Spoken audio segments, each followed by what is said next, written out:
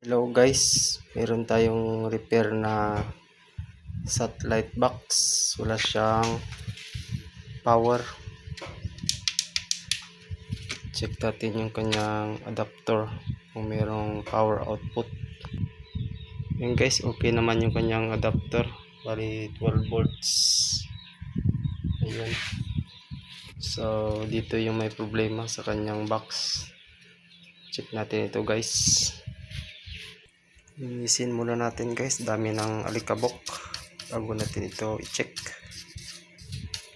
So ayun guys, malinis na. Saksak muna natin yung kanyang pinaka supply natin, yung mga voltahe dito guys sa kanyang pinaka mga pesa nya. Okay guys, yun guys, bali naka DC yung tester ko dito, DC. Tapos yung block dito ko nilagay sa kanyang ground sa body ng USB. Yun, check muna natin guys yung pinaka input doon sa kanyang 12 volts ito. Yun, okay naman yung 12 volts nya guys. Tapos next natin i-check dito sa kanyang input doon sa kanyang pinaka IC dito guys, sa capacitor na to, yung SMD capacitor. Yun, meron naman 12 volts. Tapos check natin dito guys kung merong 5 volts na pumapasok dito. Ayun, bagsak siya guys, nasa 2.7 volts lang. Ganun din dito, isang supply lang sila niyan. Dapat dito merong 3.3 kaso bumagsak siya guys. So tingnan natin kung umiinit yung IC na to.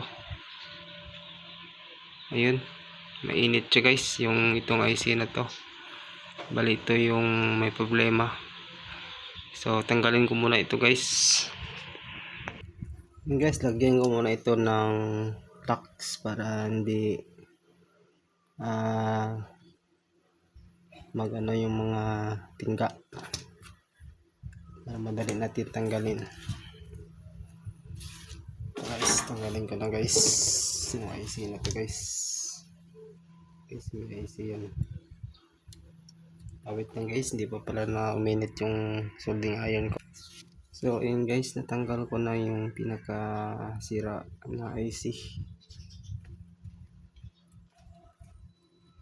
Dito siya guys. So gamit tayo nito guys, yung step down. So set lang natin ito sa 5 volts yung kailangan natin dito guys.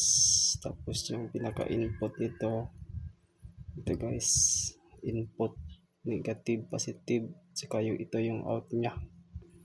Connect lang natin ito guys. Okay guys, i-prepare ko lang yung kanyang wiring. So bali ito na siya guys, ito yung wiring ng input nya, at yung out nya ay isang wire lang ginamit ko kasi common lang naman yung ground nito. At saka nahinang ko na rin yung pinaka 5 volts guys dito. Saka dikit lang natin dito guys sa gilid. Ayun, meron ng pang dikit yan guys. Dito natin dikit. Tapos hinang lang natin ito guys. Wait lang guys ha, i-prepare ko lang yung paghinangan. Okay guys, ihinang ko na yung ground guys. Dito lang ako mag-tap ng ground dito guys. Saka yung positive 12 volts guys, dito ako nagkabit sa SMD capacitor. Dito lang guys, yun. Tapos yung 5 volts guys, ito yung out nya. Dito natin guys hinang guys, oh, dito sa input ng coil.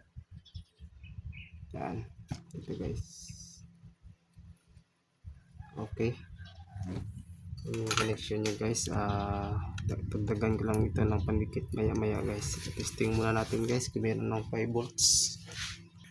Okay guys, kabit ko muna yung kanyang power supply adapter na 12 volts at test natin guys kung meron ng 5 volts. Dito tayo mag test guys. Yun guys, nasa 4.8. Okay na yun guys. Ito 1.7, 3.2. Okay na yun guys. Tayo lang natin ito. Tingnan natin kung mag-standby na siya. Ayun guys, meron ng power. Ayun. Kulay red. Wait lang guys, medyo mahal. So ayun guys, okay na, meron ng standby. Off natin guys. Yun. Testing lang natin guys sa TV kung gagana na siya. So ayun guys, okay na, meron ng picture. At kulay green na siya.